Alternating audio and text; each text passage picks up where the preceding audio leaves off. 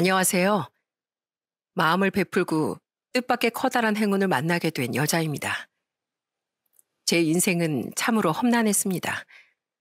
이런저런 굴곡도 많았고 속상하기도 했고 여러 번 넘어지기도 했고 말이죠. 하지만 저는 그럴 때마다 고개를 내젓고서 다시 힘을 내곤 했습니다. 마치 오뚜기처럼 말이죠. 그렇게 7.8기 인생 들장미 소녀 캔디와 같은 마음으로 버티다 보니 제 인생에도 커다란 행운이 찾아오더라고요. 지금부터 제게 찾아온 기적 같은 이야기를 한번 해볼까 합니다. 저는 고아 출신인 부모님 밑에서 사랑을 듬뿍 받으며 성장했습니다.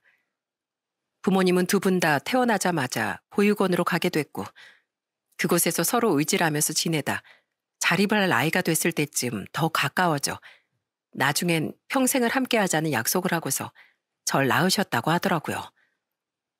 부모의 사랑을 받지 못하고 자랐다면 당연히 말수가 적거나 제대로 길을 펴지 못하고 의기소침하거나 이런 문제들이 있을 거라 생각하는 분들이 계실 텐데 저희 부모님은 전혀 아니었어요. 저희 집은 원래 단칸방에 살다 제가 5살이 되던 해 빌라로 이사를 갔는데 그때 아버지께선 절 데리고 1층부터 5층까지 모든 층을 돌아다니면서 밝게 인사를 하고 떡을 돌리셨습니다. 안녕하세요. 이번에 401호에 이사를 오게 됐습니다. 원래 이사 오면 이사떡을 돌리는 거라고 하더라고요. 그래서 이렇게 작게나마 준비해봤습니다. 앞으로 오다 가다 마주치면 인사하고 지냈으면 좋겠습니다. 요즘 젊은 사람들 이사 와도 이사떡은커녕 이사 왔다는 인사조차 안 하던데 보기 드물게 참 밝고 착한 청년이네. 고마워요. 잘 먹을게요. 부모님은 두 분 모두 공장에서 일을 하셨습니다.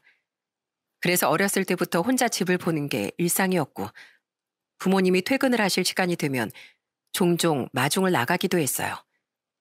제가 마중을 나가면 부모님의 표정은 지쳐 있다가도 금세 밝은 표정으로 바뀌곤 하셨어요. 아이고, 우리 딸, 오늘도 엄마 아빠 마중 나온 거야? 오늘은 집에 혼자 있을 때 별일 없었어?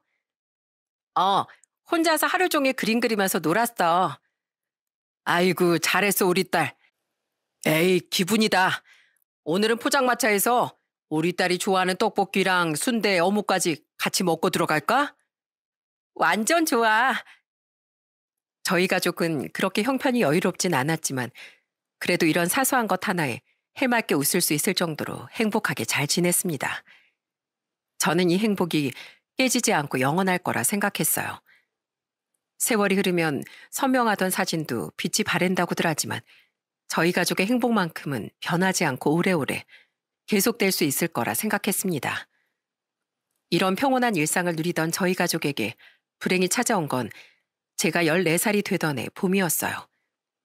학교에서 수업을 듣고 있는데 담임 선생님이 들어오셔서 절 부르시며 가방까지 가지고 빨리 나오라고 하시더라고요. 그리고 영문도 모른 채 가방을 들고 복도로 나온 제게 선생님은 이렇게 말씀하셨습니다. 진서야, 지금 선생님한테 전화가 한 통 걸려왔는데 부모님께서 혹시 학교 근처에 있는 플라스틱 공장에서 근무하고 계시니? 네, 맞아요. 지금 그쪽 공장에서 화재 사고가 일어나서 부모님께서 병원으로 이송되셨다고 하는구나.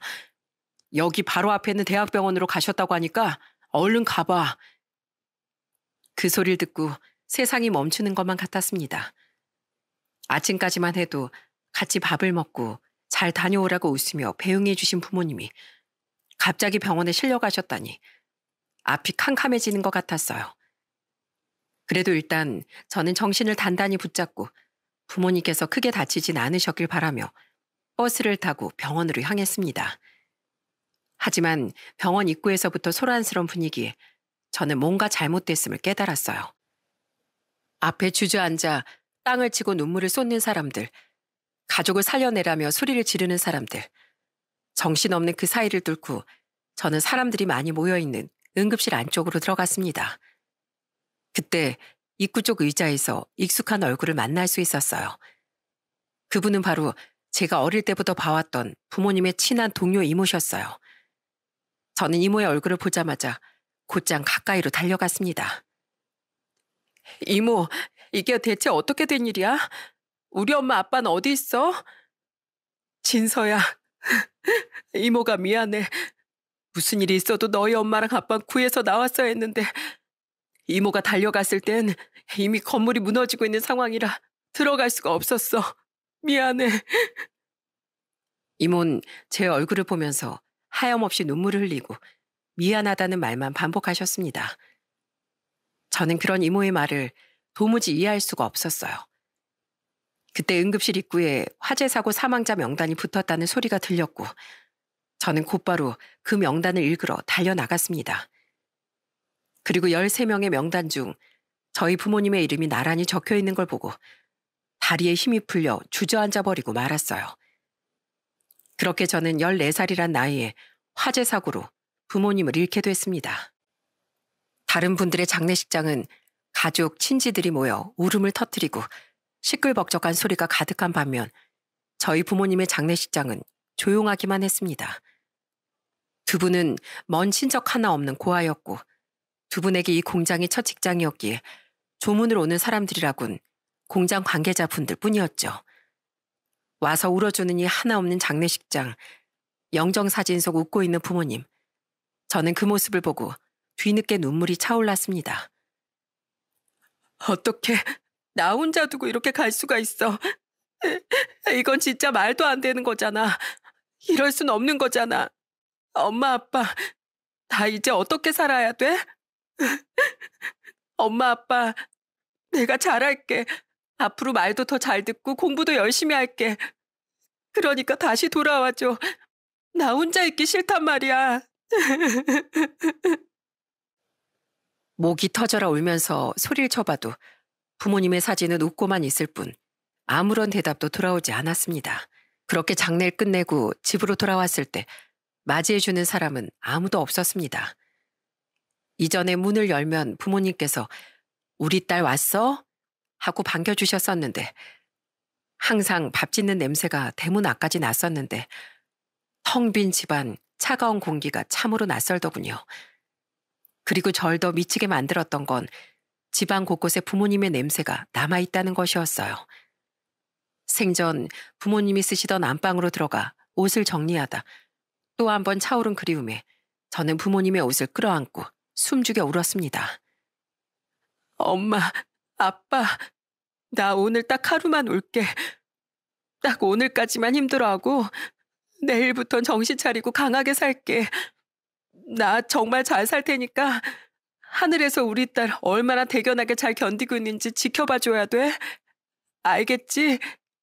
엄마, 아빠, 거기선 아프지 말고 내 걱정도 하지 말고 편히 쉬어. 정말 많이 사랑해.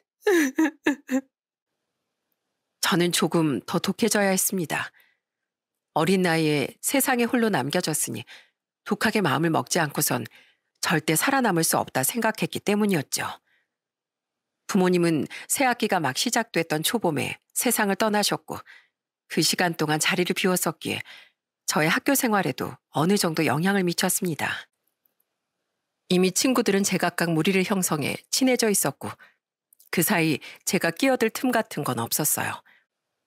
그리고 부모님이 돌아가셨다는 사실은 소위 노는 친구들의 조롱 타겟이 됐습니다. 진서야, 너 부모님 돌아가셨다면서? 그럼 너 고아원 들어가는 거야?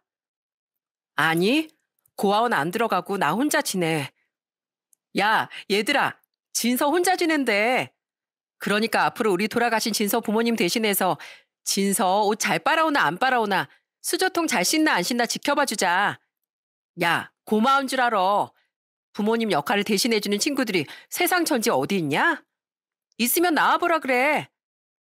맞아, 진선 우리 만나서 완전 복 받은 거야. 부모님이 계시지 않는다는 것이 조롱과 놀림의 이유가 될 거라는 생각은 살면서 단 한 번도 해본 적이 없었기에 솔직히 말하면 조금 힘들었습니다. 하지만 저는 최대한 신경 쓰지 않고 최대한 제 할 일에만 집중을 하면서 지냈어요. 남이사 옆에서 조롱을 하든지 말든지 넌 옆에서 떠들어라. 난 내 할 일만 한다. 이런 생각으로 말이죠. 제 주변엔 항상 노는 아이들이 있었고 누군가 제게 말을 걸려고 하거나 다가오려고 하면 고아 냄새가 없는다며 다가오지 말라고 말 걸기만 해보라며 으름장을 놓던 녀석들 때문에 저는 마지막까지 친구 한 명 없이 졸업을 하게 됐습니다. 고등학교에 진학을 하면 조금은 괜찮아질 줄 알았습니다. 하지만 불행하게도 저를 조롱하던 아이들 중에서도 저를 제일 못살게 굴었던 여자애 한 명과 같은 학교에 진학을 해버리는 바람에 고등학교에 가서도 저는 줄곧 혼자였어요. 게다가 무슨 운명의 장난인지 3년 내내 같은 반이 되어버린 탓에 저와 친해지려고 다가오는 친구들이 있다면 그 아이는 정말 기를 쓰고 밀어내려고 애를 썼습니다. 한날은 제게 와서 이렇게 말을 건네더군요. 진서야, 어때? 중고등학교 내내 친구 한 명 없이 외롭게 살아가는 기분이? 내 입에서 무슨 대답을 듣고 싶어서 물어보는데 뭐, 나 너무 힘들어. 나 좀 살려줘.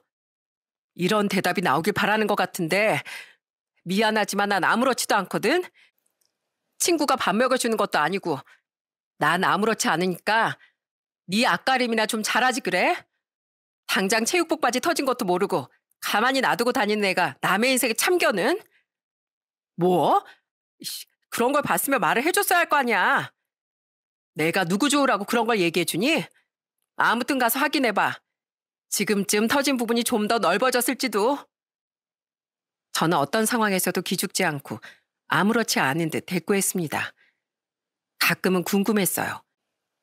이 아이가 왜 이렇게까지 절 지독하게 못살게 괴롭혔는지, 왜 절 그렇게나 미워했는지 말이죠. 그리고 고등학교를 졸업하던 날 처음으로 제가 먼저 그 여자에게 다가가 말을 건넸습니다. 이제 마지막이니까 여태까지 궁금했던 거 딱 하나만 물어볼게. 너 중학교 때부터 지금까지 날 왜 그렇게 괴롭혔던 거야? 내가 너한테 무슨 원수라도 졌어? 부모도 없는 게 꼴에 공부 잘하는 척, 고고한 척, 콧대 높은 척. 내세울 거라곤 공부 잘하는 거 하나뿐인 네가 그런 식으로 행동하는 게 그렇게 재수가 없더라고. 그래서 이왕 불행해진 김에 내가 더 불행하게 만들어주고 싶었어. 그런 거라면 완전 망했네. 내 삶은 조금도 불행해지지 않았거든.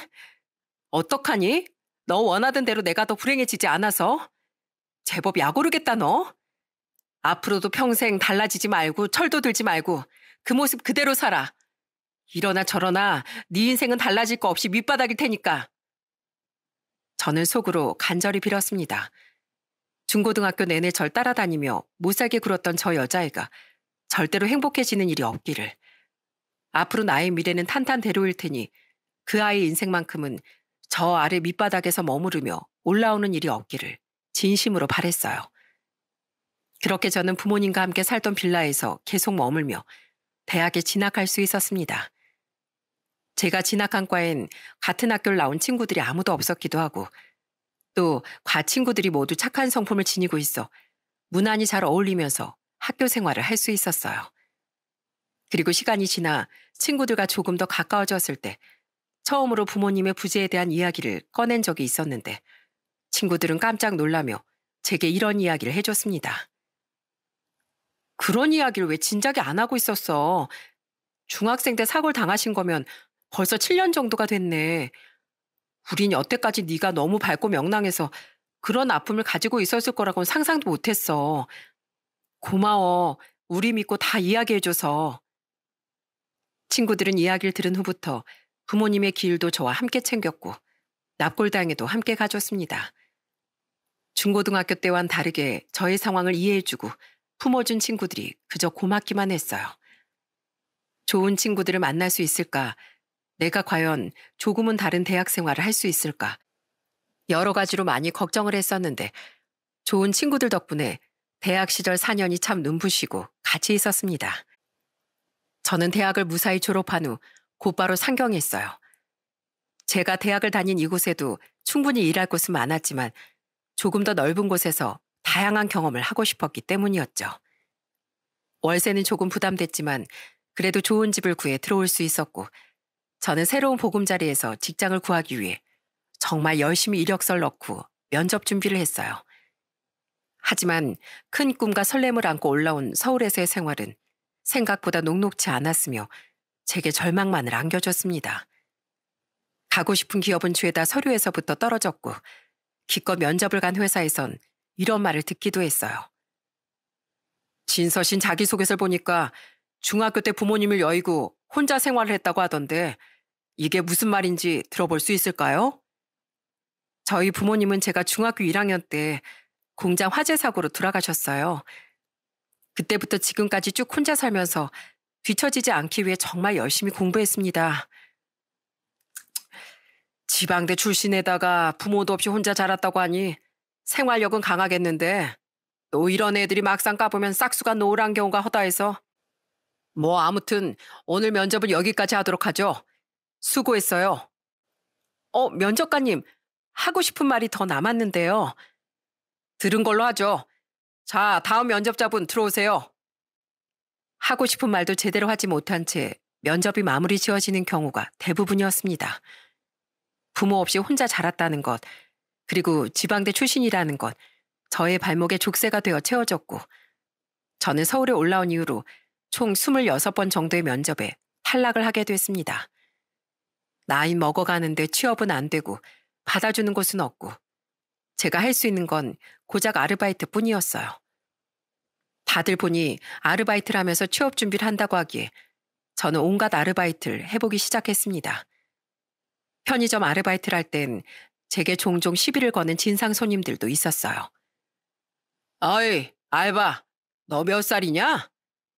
아저씨 눈엔 제가 몇 살처럼 보여요? 기껏해야 20살 중후반 때 언저리겠지 뭐. 근데 그 나이 먹고 회사나 안 다니고 이렇게 형편없는 아르바이트만 하고 다녀? 지켜보고 있는 부모님 속도 말이 아니겠구만 그래. 지금 저희 부모님까지 걱정해 주시는 거예요? 아유, 감사해라. 저런 거 백날 들여다본다고 뭐 좋은 데 취업할 수 있을 것 같아? 천만의 말씀 만만의 콩떡이야. 세상에 얼마나 잘난 인재가 많은데 허튼 데다 시간 쏟지 말고 부모님한테 효도나 해. 이런 식으로 허구한 날 시비를 거는 손님들도 있었지만 저는 전혀 개의치 않고 깔끔하게 무시를 해버리곤 했습니다. 저 사람들이 하는 말들이 제가 취업을 하는데 조금이라도 도움이 되는 건 아니었으니까 말이죠. 편의점 아르바이트, 고깃집 아르바이트 등 다양한 곳에서 일을 하던 전 키즈카페 인형탈 아르바이트까지 도전을 하게 되었어요. 인형탈 알바는 지나가면서 한 번쯤 저 일도 해보고 싶다고 생각했던 것 중 하나였습니다. 커다란 인형탈을 쓰고 열심히 춤을 추는 게 꽤나 재밌어 보였거든요. 그런데 그건 정말 보는 사람 입장에서만 재미있는 것이더군요. 인형탈 안은 바람이 전혀 들어오지 않는 눈 쪽만 구멍이 뚫려 있는 곳이라 조금만 움직여도 땀이 비 오듯 흘렀습니다. 게다가 어찌나 많은 아이들이 매달리고 사진을 찍어달라고 하던지 마치 제가 연예인이 된 것 같은 기분이 들었어요. 엄마, 나 얘랑 사진 같이 찍어줘. 이렇게 팔짱을 껴오는 아이들은 그냥 귀여워 보이는 수준이었습니다. 가장 골치가 아팠던 건 저를 발로 차고 인형탈을 벗기려 드는 개구쟁이들이었어요. 이거 진짜 인형이 춤추는 걸까? 막 건전지 넣고? 아니야, 바보야. 우리 엄마가 그러는데 이 안에 사람 들어있대. 우리 저 탈 벗겨보자. 아무튼 아르바이트를 하면서 정말 많은 아이들에게 시달려야 했습니다. 그래도 저는 돈을 받고 일을 하는 입장이었기에 개구진 아이들이 있어도 화 한 번 내지 않고 방긋 웃으며 춤을 추곤 했어요. 그리고 그곳에서 저의 인생을 바꿔준 할머니를 만나게 됐습니다. 할머니는 어느 순간부턴가 나타나셔서 제가 인형탈을 쓰고 춤을 추고 있으면 정말 어린아이처럼 박수를 치면서 좋아하시곤 했어요. 아유, 정말 잘한다. 잘해. 겉모습은 60대, 70대 노인이었지만 하는 행동만큼은 영락없는 5살짜리 아이 같았습니다. 할머니는 처음 본 그날부터 매일같이 제가 아르바이트하는 곳으로 찾아와 제가 춤을 추고 탈을 쓰면서 인사하는 모습을 구경하시곤 했어요. 저는 문득 그 할머니의 정체에 대해 궁금해졌습니다. 어떤 분이시길래 이렇게 매일같이 오셔서 일하는 걸 구경하시는 걸까? 되게 좋아하시던데. 이렇게 궁금증을 가지고 있었는데 그런 제 마음을 알았는지 카페 사장님께서 할머니에 대해 이야기를 해주시더라고요. 저기 매일 오시는 할머니 있죠? 저희 가게에서 인형탈 아르바이트 쓸 때마다 구경하러 오시는 분이세요. 아, 그래요?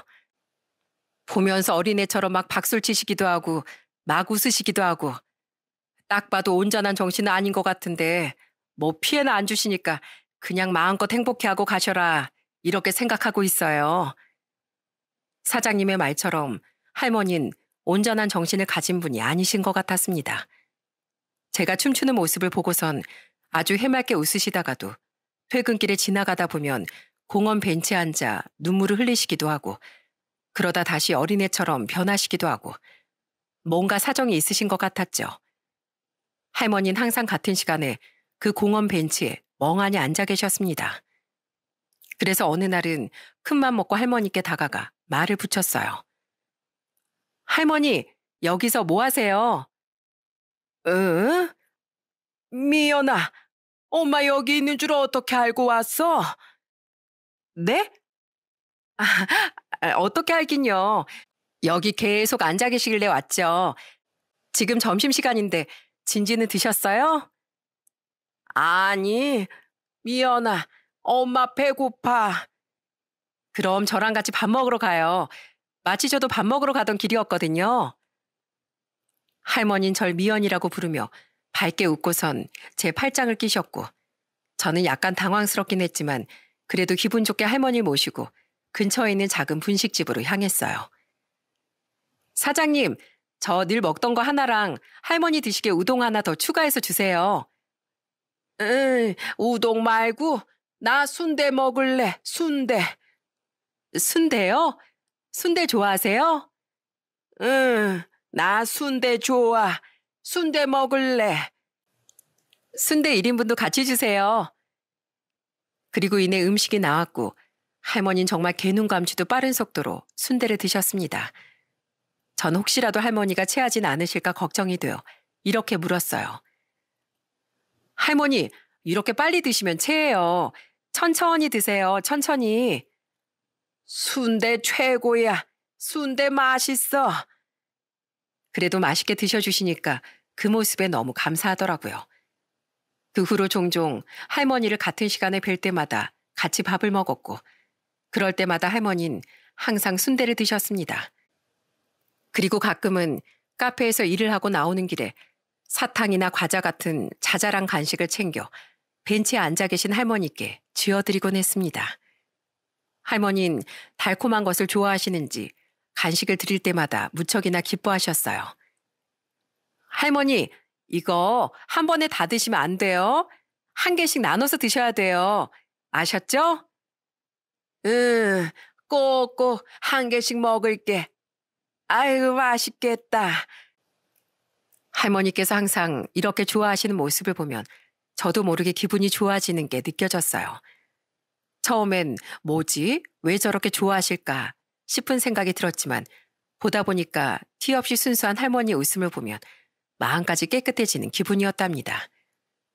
이렇게 시종일관 미소를 띠고 계신 할머니께서도 종종 눈물을 보이실 때가 있었어요. 가끔 그 눈물을 마주할 때마다 저는 말없이 할머니께 다가가 어깨를 내어드리곤 했었는데 이따금씩 눈물을 흘리시는 이유에 대해선 끝까지 말씀해 주시지 않았고 저도 그런 할머니께 끝까지 눈물의 이유에 대해 여쭤보지 않았습니다. 그렇게 할머니를 뵌 지 한 달 정도가 지난 어느 날이었어요. 그날은 정말이지 비가 정말 억수같이 내리던 날이었습니다. 그래서 아르바이트도 할 수가 없는 상황이었기에 잠시 밖에 볼 일이 있어 항상 할머니가 계시던 공원 쪽을 지나고 있었죠. 그런데 그 세찬 빗줄기 속에서 저는 깜짝 놀랄 만한 광경을 목격하게 됐습니다. 바로 할머니께서 항상 앉아 계시던 자리에 우산도 없이 그 비를 죄다 맞고서 앉아 계신 것이었어요. 그 모습을 보고 너무 놀라 곧바로 우산을 들고서 할머니께 달려갔습니다. 할머니, 이렇게 비가 많이 오는데 왜 이걸 다 맞고 계세요? 지금 옷이고 신발이고 다 젖으셨잖아요. 이러다 감기 걸리세요. 자, 어서 제 쪽으로 오세요. 어서요. 할머니는 제 말을 조용히 들으시더니 이내 몸을 일으켜 제 쪽으로 몸을 딱 붙이셨습니다. 그리고선 제 손을 꼭 잡으시는데 얼마나 비를 맞으신 건지 맞잡은 손과 몸이 덜덜 떨리는 게 그대로 느껴졌어요. 저는 그런 할머니의 손을 더욱 힘줘서 잡아들였습니다. 할머니를 홀로 집에 데려다 드릴 수는 없었기에 할머니께 집 주소를 물어보려던 그때였어요. 어머니! 누군가 어머니라 외치며 저희 쪽으로 달려오는 게 보였습니다. 얼핏 보기에 40대 후반처럼 보이는 남자분이었어요. 그 남자분은 달려와 할머니의 손을 잡고 울먹이며 소리치셨습니다. 어머니, 제가 뭐라고 말씀드렸어요? 비 오는 날에 혼자 나가지 말라고 말씀드렸죠. 제가 얼마나 찾아왔는지 아세요? 미안해. 저희 어머니께서 본의 아니게 민폐를 끼쳤네요. 이렇게 우산도 씌워주시고 뭐라고 감사 인사를 드려야 할지 모르겠습니다. 아니요, 전혀요. 전 저기 앞에 키즈카페에서 인형탈 아르바이트하는 학생이에요. 할머니랑 종종 만나서 같이 밥도 먹고 하는 사이라 민폐랄 거 없었어요. 전 할머니께서 비를 너무 오래 맞고 계셔서 감기라도 걸리실까 봐 그게 제일 걱정이네요. 인형탈? 네? 아닙니다. 아무튼 저희 어머니 데리고 계셔 주셔서 감사합니다. 저흰 이만 가볼게요. 어머니, 얼른 가요. 감기 걸리세요. 분명 뭐라고 중얼거리신 것 같은데 할머니 아들분은 제게 황급히 인사를 하고서 할머니를 모시고 자리를 떠났습니다. 전 할머니께서 편찮으시지 않길 바라는 마음을 담아 자리를 옮겼어요. 그리고 다음 날은 언제 비가 왔었냐는 듯 하늘이 굉장히 맑게 개어 있었습니다. 그리고 다시 인형탈을 쓰고 밖으로 나왔을 때 가장 먼저 눈에 들어온 건 밝게 웃고 계시는 할머니였어요. 아직 일을 시작하기 전이었기 때문에 저는 급히 탈을 벗고서 할머니께 다가갔죠. 할머니, 어제 조심해서 잘 들어가셨어요? 감기는 안 걸리셨고요? 안 걸렸어. 춤은 언제 춰? 그거 보려고 왔는데. 조금 있다가 출 거예요. 오늘 할머니께서 이렇게 건강하게 저 보러 와주셨으니까 오늘은 더 힘줘서 신나게 춤춰야겠다. 다른 건 몰라도 할머니가 절 보러 오신 게 되게 기분이 좋더라고요. 그래서 저는 그날 오바 한 스푼을 얹어 신나게 일을 했습니다. 저를 보며 웃어주신 할머니를 위해서 말이죠. 내가 일하는 모습을 보고 즐거워해주는 사람이 있다는 건 정말 즐거운 일이라는 걸 할머니를 통해 처음으로 깨닫게 됐습니다. 그렇게 한두 달 정도가 흘렀을까 여느 때와 같이 할머니께선 저를 보러 오셨고 저는 탈을 쓰고 열심히 일을 하고 있을 때였어요. 막 퇴근을 할 시간대라 서서히 퇴근을 하려고 탈을 벗고 집에 갈 준비를 하려는 순간 주변에서 큰 소리가 들려왔어요. 어머, 어떡해. 누가 119 좀 불러주세요. 소리가 들리는 쪽으로 고개를 돌렸을 때 저의 시야에 들어온 건 아까까지만 해도 해맑게 웃고 계시던 할머니가 쓰러져 계시는 모습이었습니다. 그 모습을 보고 놀란 전 정신없이 할머니께로 달려갔어요. 할머니, 정신 좀 차려보세요. 할머니! 제가 아무리 소리를 쳐도 할머니는 식은땀을 흘리시면서 소리만 내셨어요. 그래도 다행인 건 의식이 완전히 나가진 않았다는 것이었습니다. 다행히 누군가 119를 불러주신 덕분에 할머니께선 곧바로 응급처치를 받으실 수 있었고 저는 마침 퇴근 시간이었기에 할머니의 보호자 신분으로 함께 병원으로 갈 수 있었어요. 병원으로 향하는 동안 저는 할머니의 손을 꼭 잡고 놓지 않았어요. 할머니께 제발 별다른 이상이 없길 간절히 바라면서 말이죠. 병원에 도착한 할머니께선 곧바로 여러 가지 검사를 받으셨습니다. 정말 다행히도 할머니께선 다른 질환으로 쓰러진 것이 아닌 미주신경성 실신이라는 것 때문에 쓰러지신 것이었어요. 미주신경성 실신이라고 혈압이 급격하게 떨어지면서 뇌로 가는 혈류가 줄어들어서 쓰러지게 되는 증상이에요. 누구한테나 쉽게 나타날 수 있는 거고 보통 환자분같이 고령의 환자분들에게 나타나는 경우엔 특수한 질환 때문에 나타나는 것일 수 있어서 CT랑 MRI까지 같이 촬영해보니까 과거에 뇌출혈을 앓으셨던 흔적이 있더라고요. 다행히 뇌출혈이 또 일어났다거나 그런 건 아니고 혈당도 낮고 혈압도 낮으신 데다가 오늘 날이 좀 많이 더워서 영향을 받으신 것도 있는 것 같아요. 수액 맞고 회복하시면 금세 괜찮아지실 테니까 너무 걱정하지 마세요. 아, 그리고 환자분 기록을 검색해보니 보호자분은 따로 계시는 것 같아 별도로 연락드렸습니다. 네, 선생님, 감사합니다. 할머니는 어느덧 새근새근 편안한 표정으로 잠들어 계셨고 저는 그제서야 한시름 놓을 수 있었어요. 누군가 갑자기 눈앞에서 맥없이 쓰러진 모습을 보는 건 처음이었거든요. 혹시라도 큰 이상이 있는 건 아닐까 많이 걱정이 됐었는데 그래도 별다른 문제가 없었다고 하니 다행이다 싶었습니다. 그리고 얼마 지나지 않아 할머니 아들분께서 황급히 병원 안으로 들어오셨어요. 어머니, 저희 어머니 어디 계세요? 방금 들어오셨다는데. 아저씨, 이쪽이에요. 저는 제 말을 듣고 다가오시는 아들분의 모습을 보고서 정말 깜짝 놀라지 않을 수 없었습니다. 얼마나 급하게 뛰어오신 건지 얼굴에 땀이 한가득이셨거든요. 이내 아들분은 할머니를 잠깐 뵙고서 담당 선생님을 만나뵈러 갔고 15분 정도가 지난 후 다시 오셔서 제게 허리를 숙여 인사하셨습니다. 안녕하세요.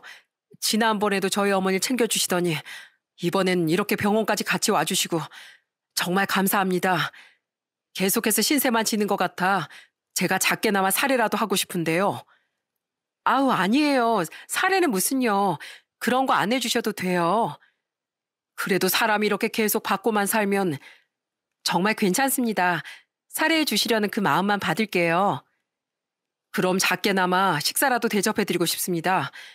어머니께서 수액 다 맞으시기까지 2시간 정도는 더 걸린다고 했으니 지금 갔다 오면 될 것 같은데 혹시 식사하셨나요? 아니요. 오늘 한 끼도 안 먹기는 했는데. 아이고, 저런. 그럼 많이 배고프겠네요. 그럼 제가 식사 한 끼 대접해드리겠습니다. 마침 이 근처에 맛 좋은 한식집을 알고 있거든요. 바로 가시죠. 그렇게 아드님은 제게 보답의 의미로 밥을 한 끼 사주시겠다며 저를 근처에 있는 한식집으로 데리고 가셨습니다. 저는 한식집이라고 해서 크게 화려하진 않아 부담스럽진 않겠다 싶었는데 제가 들어간 그곳은 무척이나 고급스러운 분위기가 풍기는 한식집이었어요. 그리고 저는 아드님과 함께 식사를 하면서 할머니에 대한 많은 이야기들을 들을 수 있었습니다. 가끔 저희 어머니랑 있으면서 저 어르신은 왜 어린애처럼 굴까? 얼굴은 노인인데 왜 하는 행동은 어릴까? 하는 생각 한 번쯤은 해보신 적 있으실 겁니다. 사실 어렸을 때 아버지가 돌아가시고 어머니께서 저희 집을 먹여 살리는 가장 역할을 하셨어요. 그 작은 몸으로 젊은 시절부터 시작해서 가족을 위해 헌신하고 희생하시는 분이셨죠. 전 그런 어머니를 늘 존경스럽다고 생각했었고요. 저희 어머니는 제겐 정말 위인 같은 존재셨습니다. 아이고, 그 시절에 여자가 가장 역할을 하는 게 쉽지가 않았을 텐데 할머니께서는 정말 대단한 분이셨네요. 할머니 자녀는 아저씨 한 명뿐이신 거예요? 지금은 저 혼자지만 사실 제게는 미연이라는 여동생이 하나 있었습니다. 연기자를 꿈꾸며 연극 무대에도 서고 어린이를 위한 인형극 무대도 하던 아주 부지런하고 열정적인 아이였죠. 가끔 저희 가족 앞에서도 인형극 시연을 하곤 했었습니다. 어머니께서 동생이 보여주던 인형극을 굉장히 좋아하셨거든요. 아, 그래서 절 그렇게 좋아하셨었구나. 제가 인형탈 아르바이트를 하고 있는데 항상 탈을 쓰고서 춤을 출 때마다 어린아이처럼 무척 좋아하시곤 하셨거든요. 우리 미연인 가족들을 가장 최우선으로 생각하던 아이였어요. 그날도 월급 탄 걸로 어머니의 신발을 바꿔드리겠다면서 어머니랑 같이 시내로 쇼핑을 가던 길이었어요. 그리고 버스에서 내려 마침 초록불로 신호가 바뀌어서 막 건너던 찰나에 초록불 신호를 무시하고 달려오던 차에 치여서 그만. 설마 동생분께서... 맞아요. 동생은 그 자리에서 세상을 떠났고 어머님 머리를 크게 다치신 채로 병원에 실려가셨어요. 병원에선 뇌 출혈이 심각한 상황이라 의식을 되찾을 수 있을지 없을지 장담을 할 수 없다고 하더군요. 그 말을 듣고 하늘이 노래지는 것 같았죠. 사랑하는 동생은 죽었고 어머니 뇌출혈로 누워 계시고 속이 정말 말이 아니더군요. 그리고 한 달 정도 지나 어머니는 의식을 되찾으셨지만 불행하게도 뇌 손상으로 인한 영구적인 지적장애를 얻게 되셨어요. 대략 7, 8살 정도의 지능을 가지게 되신 거죠. 그때부터 저와 제 아내가 어머니를 모셨지만 아내는 어려진 어머니를 돌보는 게 힘들다면서 제게 이혼을 하자고 하더라고요. 할 만큼 했다면서 말이죠. 그렇게 전 결혼한 지 3년 만에 이혼을 했어요. 제가 사업을 하는 사람이라 계속 집에 있을 수가 없어 가정요양보호사를 채용해서 어머니 모셨지만 어머니는 정말 하루가 멀다고 집 밖을 몰래 빠져나가시곤 했어요. 그래도 다행이었던 건 어머니가 가시는 곳이 정해져 있다는 것이었죠. 항상 가시는 공원의 벤치. 어머니가 사라지셔서 그곳으로 가면 항상 그 벤치에 어머니가 앉아 계시곤 했어요. 아휴, 그러셨구나. 정말 많이 힘드셨겠어요. 제가 어떻게 위로를 해드려야 될지 모르겠네요. 길을 지나다니는 미연이 또래 여자분들을 볼 때마다 미연아 미연아 하고 달려드시는 바람에 여러 번 곤혹을 치르기도 했어요.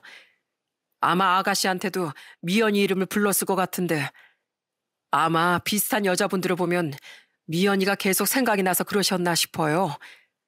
식사를 하실 때도 맨날 미연이랑 같이 즐겨 먹던 순대만 찾아 드시고. 아, 순대가 따님이 좋아하는 음식이었군요. 할머니랑 같이 종종 분식집에 밥을 먹으러 가면 다른 건 안 드시고 항상 순대만 드시더라고요.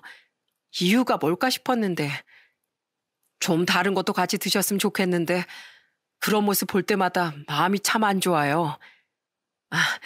너무 저 혼자 이야기했죠? 미안해요. 아가씨는 지금 무슨 일 하고 있어요? 전 지금 백수예요. 지방에서 올라왔는데 지금 면접만 26번째 떨어졌어요. 지방대 출신이다. 부모 없이 자랐다. 온갖 이유들이 제 발목을 잡더라고요. 눈높이를 낮춰도 절 받아주는 회사가 없어서 온갖 아르바이트를 전전하다가 인형탈 아르바이트까지 오게 됐어요.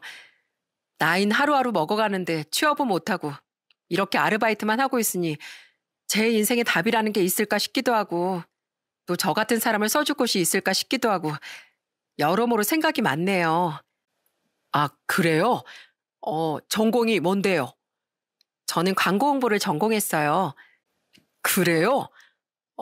그렇다면 내가 좀 도움을 줄 수 있을 것 같은데 내가 잘 알고 있는 회사가 있는데 마침 최근에 홍보팀에 자리가 하나 났다고 사람을 구하고 있다고 하더라고요. 명함 하나 줄 테니까 시간 괜찮으면 면접 한번 보러 올 수 있겠어요? 저는 벼랑간 아들분께서 건네주신 명함을 보고 정말 깜짝 놀랄 수밖에 없었습니다. 그 회사는 저희 학교에서도 나름 인지도가 있는 회사였고 광고 쪽으론 전도 유망한 회사로 소문이 자자했었거든요.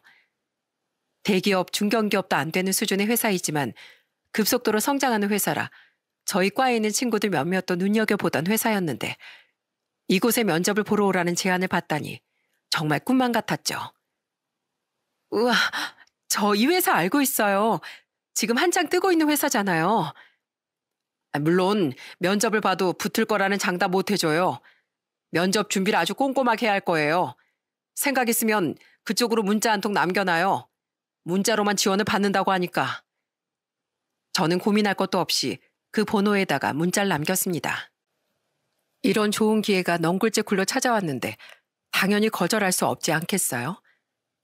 그날 문자를 남기고 아들분께 맛있는 식사도 대접받은 다음 마지막으로 할머니 얼굴까지 뵙고서 집으로 돌아갔습니다.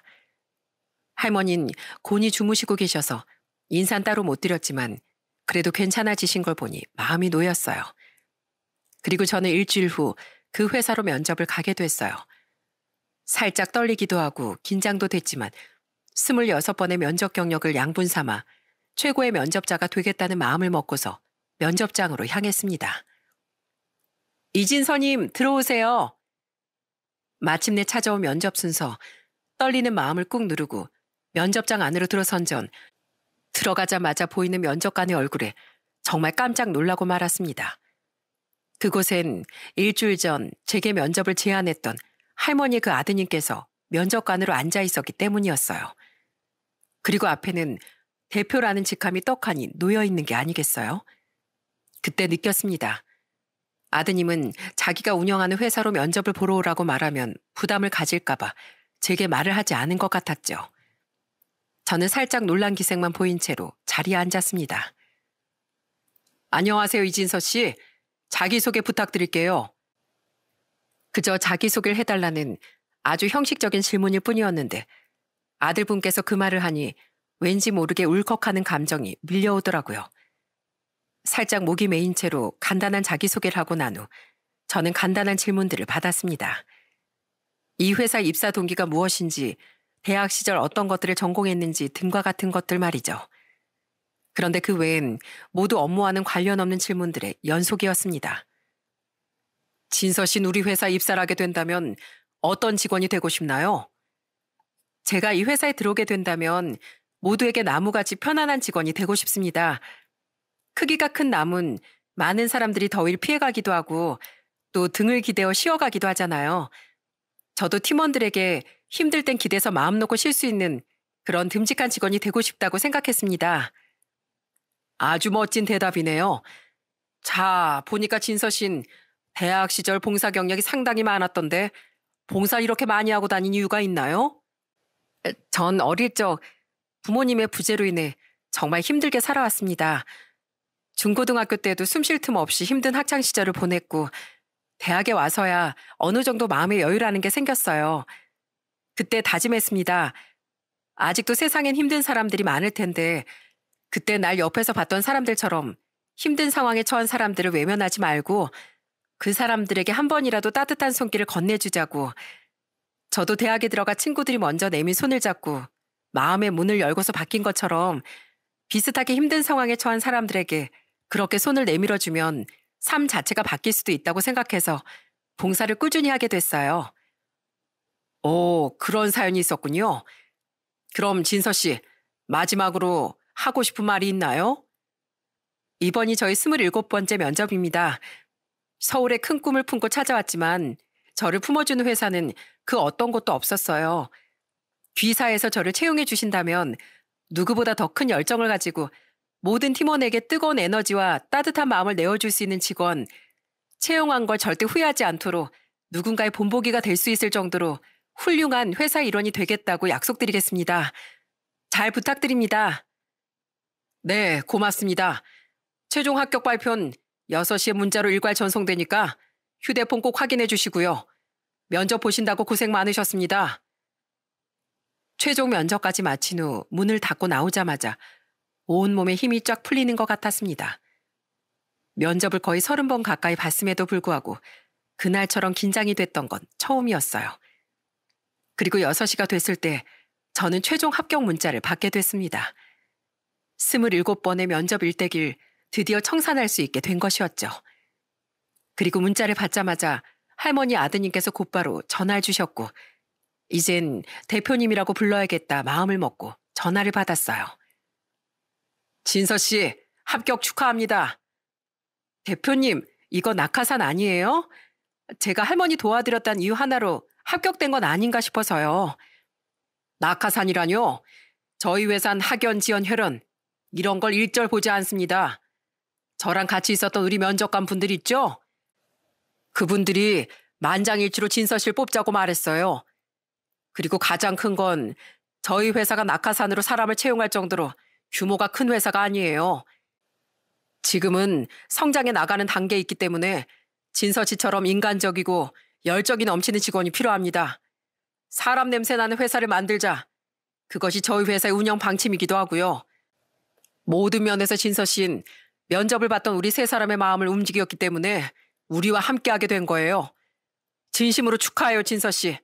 앞으로 잘해봐요. 정말 감사합니다, 대표님.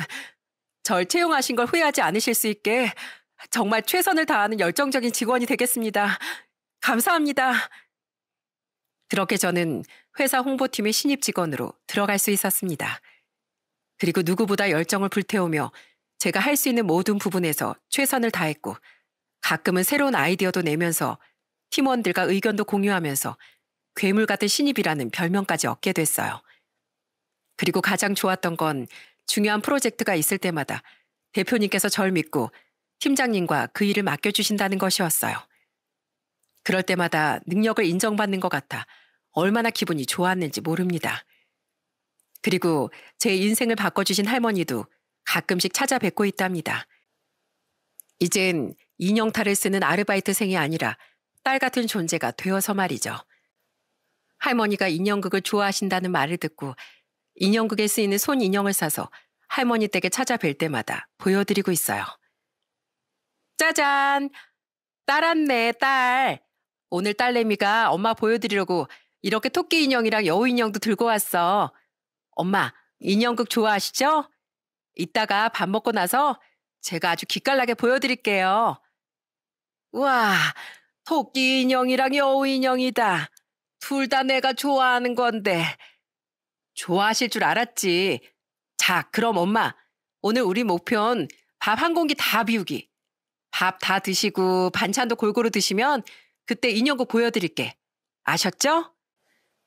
아이고, 내가 우리 진서 씨 때문에 못 살아. 우리 어머니 손에 올려두고 쥐락펴락하는 건 아주 진서 씨가 최고라니까. 누군가에게 베푼 호의가 이렇게 인생의 터닝포인트가 될 줄 그 누구도 예상하지 못했을 겁니다. 저는 지금 인생에서 가장 귀중한 기회를 얻었고 누구보다 더 높게 날아오르기 위해 열심히 살아가고 있습니다. 이 사연을 보시는 분들께서도 남에게 작게나마 호의를 베푸는 삶을 살아가셨으면 하는 마음을 담아 사연을 보내게 됐습니다. 그 마음들이 쌓이고 쌓여 내 인생을 바꾸는 가장 중요한 기회가 되어 돌아올 수도 있으니까 말이죠.